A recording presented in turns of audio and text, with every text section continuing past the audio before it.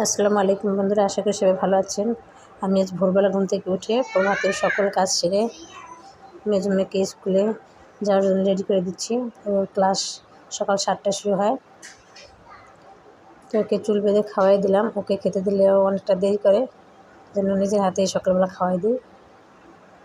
পরে টিফিন ভরে দিয়ে বড় মেয়ের সাথে পাঠিয়ে দিলাম। মেয়েকে স্কুলে দিয়ে ওর বাবার জন্য নাস্তা রেডি করে দিলাম টেবিলে। ওর বাবা খেয়ে অফিসে চলে যাওয়ার পর আমি থালা বাটিগুলি ধুয়ে নিলাম।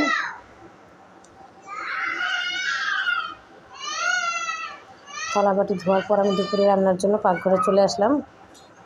আজকে রুই মাছের ঝোল করব, সাথে থাকবে কলমি শাক ভাজি। তো আমার সকাল থেকে দুপুরের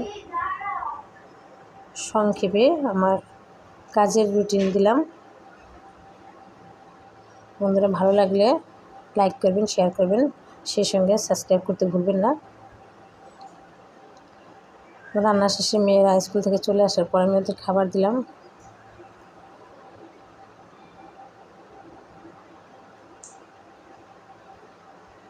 তো বন্ধুরা, আজকে এই ছিল। আবার নতুন কোনো ভিডিও নিয়ে চলে আসবো। সে পর্যন্ত আপনারা ভালো থাকবেন, সুস্থ থাকবেন আর নিরাপদে থাকবেন। আল্লাহ হাফিজ। আসসালামু আলাইকুম।